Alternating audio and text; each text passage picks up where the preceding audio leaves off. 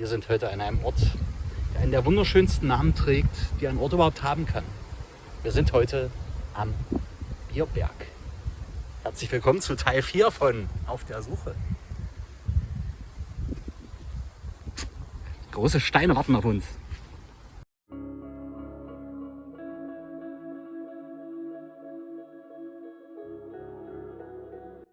Auf dem Bierberg bei Gerbitz steht eines der schönsten Großsteingräber der Region Anhalt. Mit seiner Länge von 6,80 Meter, einer Breite von über 3 Metern und etwa 2 Meter Höhe muss es, auf diesem Hügel gelegen, schon seit einigen Jahrhunderten ein beeindruckender Anblick sein.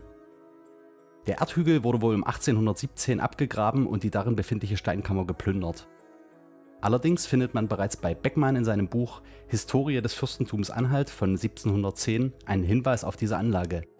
Dieser schreibt hier, Zitat: Ingleichen siehet man nahe bei dem Dorfe Lattorf, zur rechten Hand der Landstraße und Weges nach Gerbitz, einen solchen großen und langen Stein, so ebenfalls noch auf etliche ruhet, andere große aber neben sich hat, welche alle dann nichts als Grabaltäre großer Herren gewesen, worauf einige Devotionen ihnen zu Ehren oder zum Besten mit Opfern abgestattet wurden. Zitat Ende. Also war bereits 1710 zumindest so viel vom Erdhügel abgetragen, dass etliche Steine sichtbar waren. In unmittelbarer Nähe sollen sich noch 3 weitere Grabhügel befunden haben, die teilweise erst in der Neuzeit zerstört wurden. Dazu werde ich bei Gelegenheit noch etwas mehr erzählen. Eventuell bezieht sich Beckmann hier auch auf einen der heute abgetragenen Hügel.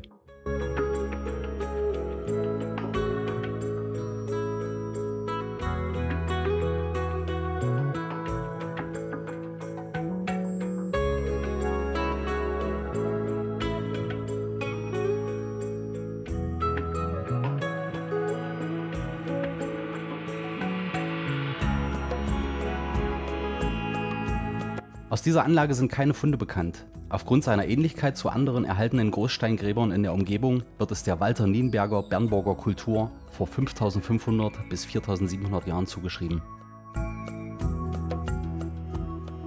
Und wie soll das anders sein? Wir müssen das Ding natürlich vermessen. Ab geht's. Mit ein bisschen Hilfe von meinen Freunden natürlich.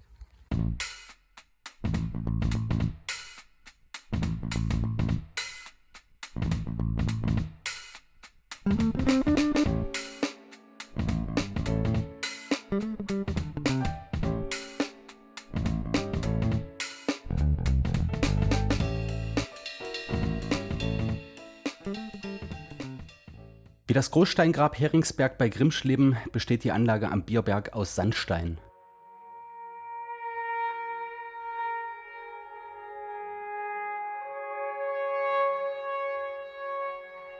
Mit etwas Unterstützung habe ich die verbauten Steine vermessen und ein Gesamtgewicht von etwa 37 Tonnen für den sichtbaren und noch vorhandenen Teil ermittelt. Wieder bin ich beeindruckt, welche Massen hier bewegt wurden. Zugegebenermaßen war ich noch mehr beeindruckt, als ich die Maße des Decksteins am Teufelskeller Drosa recherchiert habe. Dieser besteht aus Granit und wiegt je nach Dichte zwischen 28 und 33 Tonnen. Nur dieser eine Stein. Das entspricht etwa 20 Mittelklassewagen. Jetzt nochmal zum Verständnis. Man nehme 20 Mittelklassewagen, man stapelt diese nebeneinander zu je 10 Autos pro Stapel. Alles wird schön festgemacht, damit auch nichts wackelt. Jetzt hebt man das Paket auf einige dicke Holzstämme. Wie genau das gemacht wurde, stellen wir erstmal dahin. Seile dran und dann heißt es: Pult, Männer, Pult! Gehen wir davon aus, dass die Umgebung zu dieser Zeit kein durchgängiges Waldgebiet war, sondern eher wie ein Park mit Baumgruppen und vielen offenen Flächen. Dafür spricht zumindest die viele fruchtbare schwarze Erde in dieser Region. Ich bin leider nicht schlau genug, um auszurechnen, welcher Druck hier auf dem Holz lastet und ob es Hölzer gibt, die dem standhalten. Vielleicht hat ja jemand da draußen, der Spaß an Zahlen hat, Lust, sowas zu berechnen. Mich würde wirklich interessieren, ob das rein physikalisch möglich ist. Hier nochmal die Maße.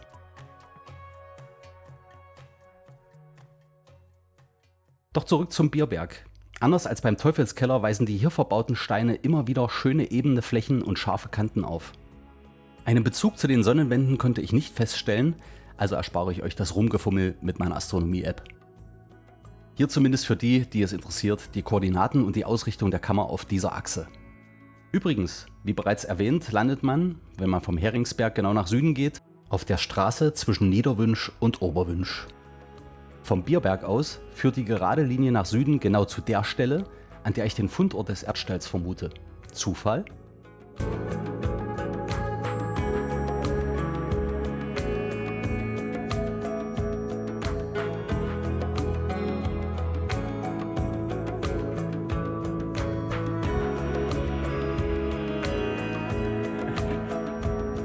Da hinten sehen wir die alte Deponie von Gerbitz.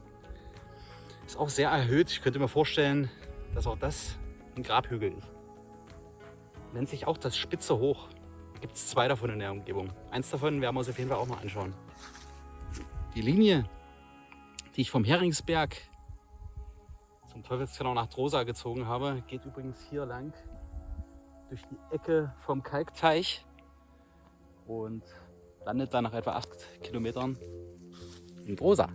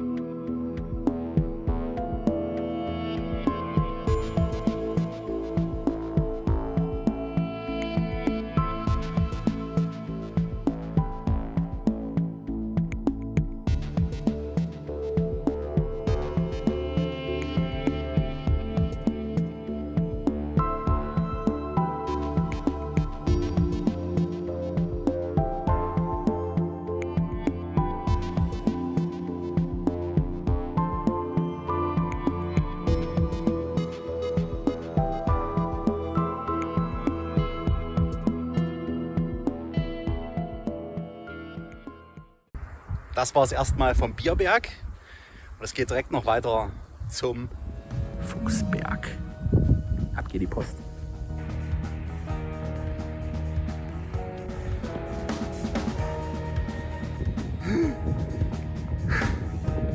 Ich weiß, dass du es kannst. Komm, tu es, tu. Aber ich habe es geschafft. Gott sei Dank.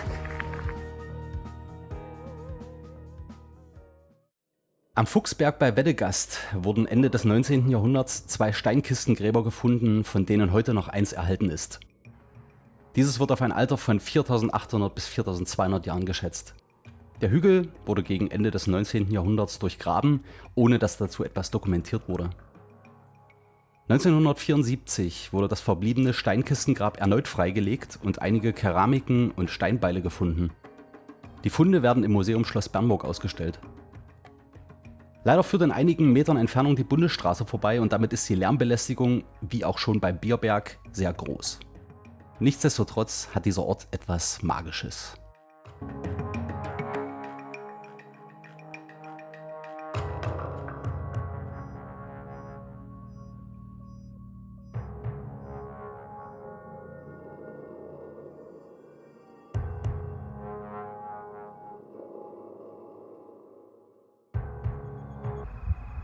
Der wundervolle Sonnenuntergang.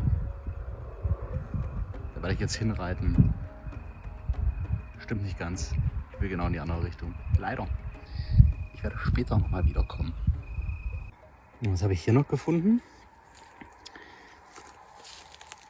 Das sieht irgendwie ein bisschen aus, als wären das mal Mauern gewesen. Es wird zwar langsam dunkel.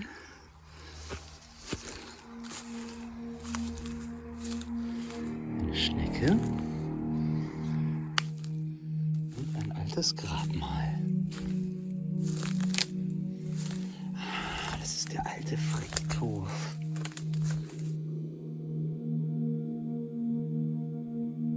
Hier steht der Gedenk- oder Grabstein eines ehemaligen Amtsmannes von Weddegast, der hier 1943 beerdigt wurde.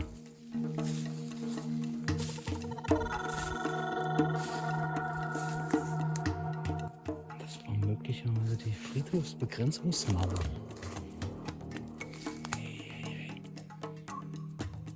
Nach Sonnenuntergang auf dem Friedhof, der uralt ist. Halleluja.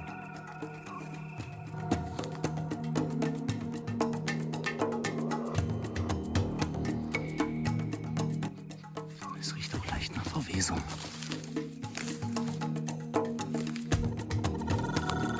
Ein uralter Grabstein.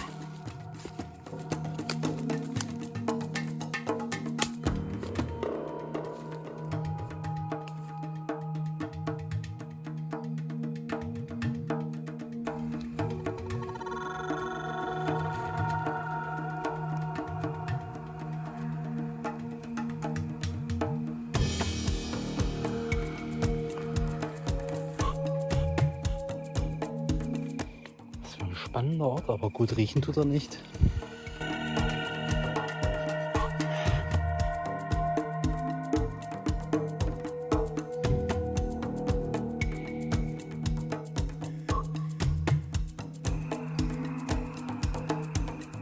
Ich könnte mir vorstellen, dass das hier eher Steine sind, die beim Ackerbau gestört haben.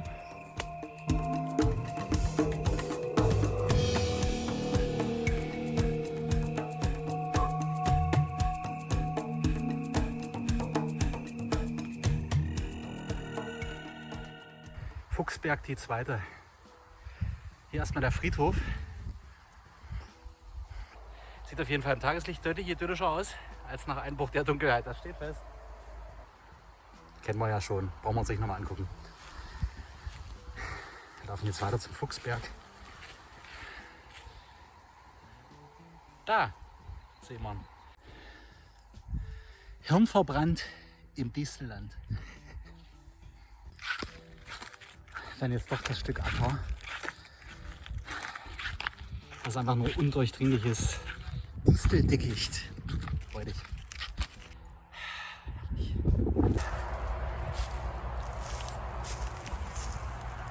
Das ist definitiv eines der kleineren seiner Art, aber nichtsdestotrotz wunderschön.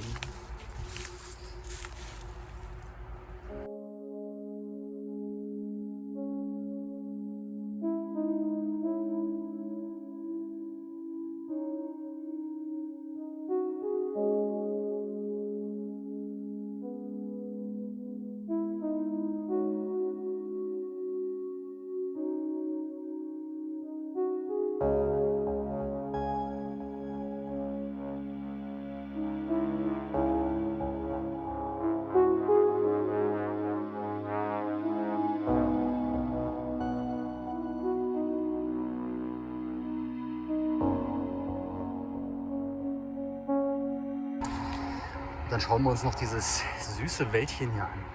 Das ist nämlich wirklich zauberhaft. Und natürlich Robinien. Jetzt habe ich mir tatsächlich mal ein bisschen zu Robinien belesen. Also, Robinien haben so ziemlich das schnellst wachsendste Edelholz, das es gibt. Ich glaube, nur die Hainbuche ist ein bisschen schneller noch im Wachstum. Die Robinie kann in Verbindung mit Bakterien eigenen Stickstoff bilden und damit seinen Boden düngen. Ist unglaublich resistent. So ziemlich alles an der Robinie ist giftig. Also Rinde, Blätter, Zweige, Dornen. Außer die Blüten. Die haben einen extrem hohen Zuckergehalt und werden gern von Imkern in der Nähe ihrer Bienenstöcke gepflanzt. Das, was dort rauskommt, ist der sogenannte Akazienhonig, der eigentlich Robinienhonig heißen müsste. Die Robinie ist außerdem in der Lage, aus ihren Wurzeln neue Bäume wachsen zu lassen. Und da diese Stellen hier generell vollkommen naturbelassen werden und üblicherweise eher trocken und karg sind, führt das dazu, dass die Robinie sich hier unglaublich schnell breit machen kann und fast allem, was hier sonst so wächst, überhaupt keine Chance lässt. Cleverer Baum. Und weil es hier so schön ist, gucken wir uns jetzt hier mal ein bisschen um. Das ist wirklich ein wunderschönes kleines Wäldchen. Hier sehen wir schon einen Kaninchenbau mit Eingangsschneise. Der ganze Hügel ist unterhöhlt. Also da bin ich beim letzten Mal noch lang gekommen. Der Baum lag noch nicht. Da muss ich wohl einen anderen Weg finden. Was hier übrigens die ganze Zeit so brummt, ist die B6N, die hier lang führt. Da ist ganz schön was los.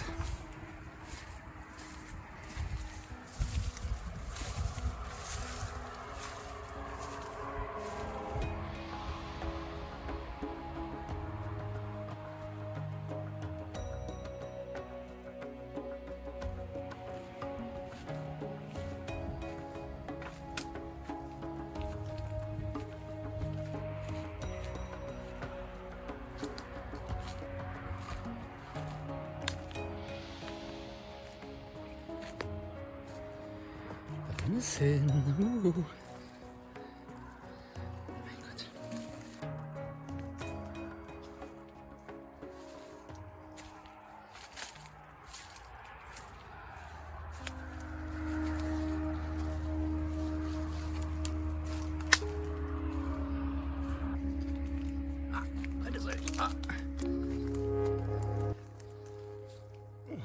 Grauenbeweise.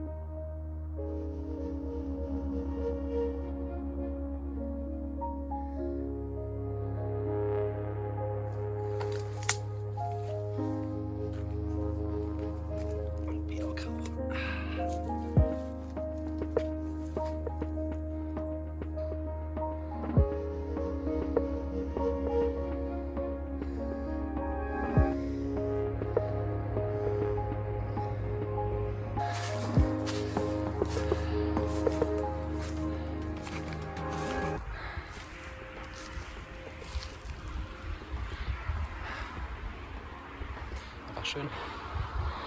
Der Fuchsberg. Kaninchenbau.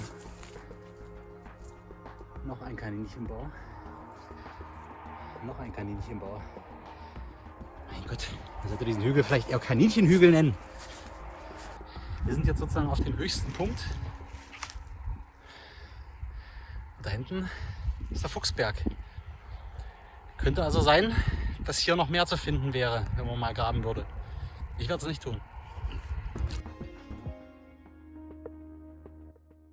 Auch hier war keine Ausrichtung zu den Sonnenwänden erkennbar.